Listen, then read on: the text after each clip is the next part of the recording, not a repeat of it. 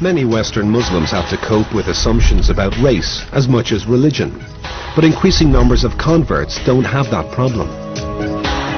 Fidelma O'Leary was born in Cork into a devout Catholic family, but followed that well-worn emigrant trail to America almost 20 years ago.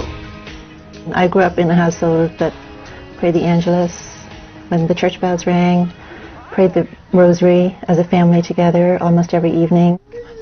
For Mom and Dad, being Catholic wasn't just about going to Mass on Sundays. Being Catholic was something that happened every day. That's why I think for me, being Muslim and praying 5 times a day, it's easy.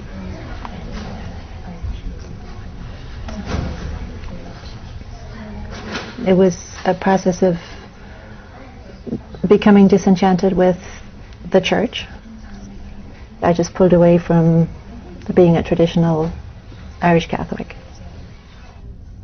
Today, Fidelma lives in the Texas state capital, Austin, and is professor of biology at St. Edward's University. You find someone poking around inside your nostril, right? They're just worried about you. Okay? A college friend of mine gave me a copy of the Quran.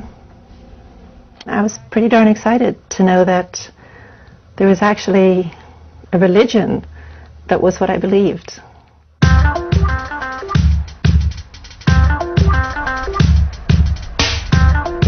I've been Muslim for about 25 years.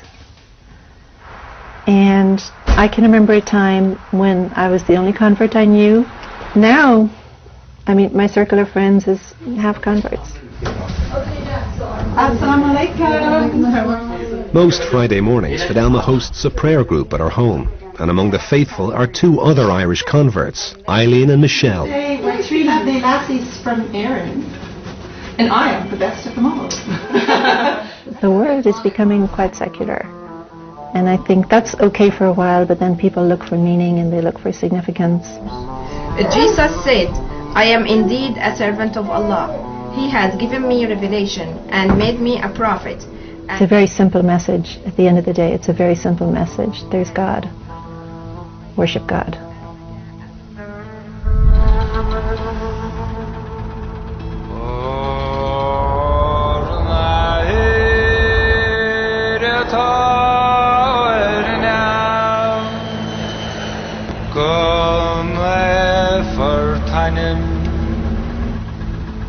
We followed Fidelma and her daughter Sarah back to Cork during the Christmas holidays.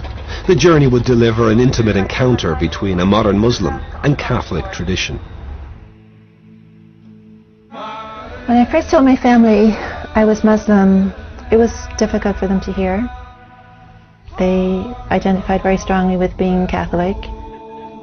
It was hard for them, and they knew nothing about Islam.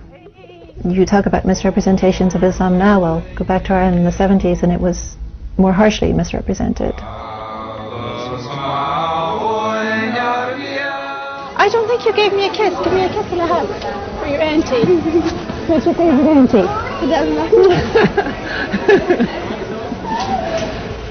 How's everything? Great. Yeah. Great.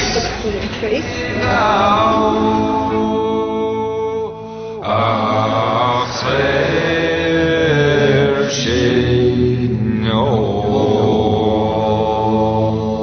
This is the small little part of Cork City that I grew up in as a child. During my childhood, Ireland was completely permeated by things related to the church and Catholicism, and I think, growing up next door to a church seemed completely natural. Even after I became Muslim, I used to come there from time to time with my parents just to, show them that respect, and brought my kids here so they could see it.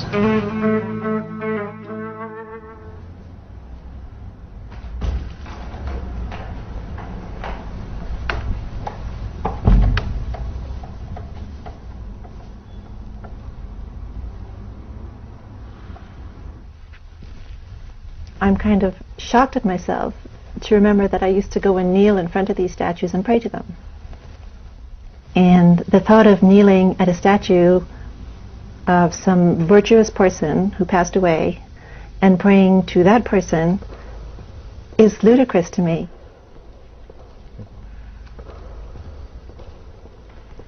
Well, one of the things I loved and still love about Islam is that the relationship with God is direct. It's me and my Creator. And I don't require clergy people. I don't have to go through clergy to have access to God. So I can learn from scholars, but my access to God, my worship is direct. I stand before God and I worship, and I ask for help and I ask for guidance, and it's a very direct connection. And that means an awful lot to me.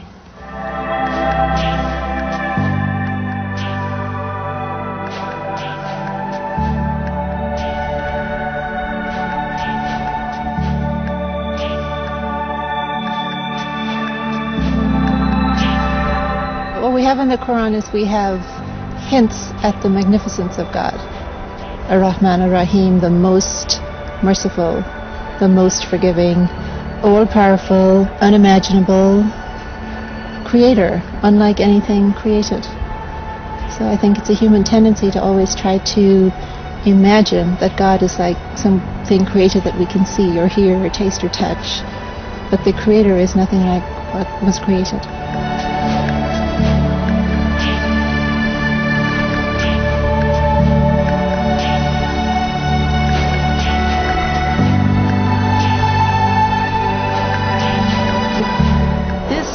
God's creation. Yeah. And this makes me want to submit myself to God.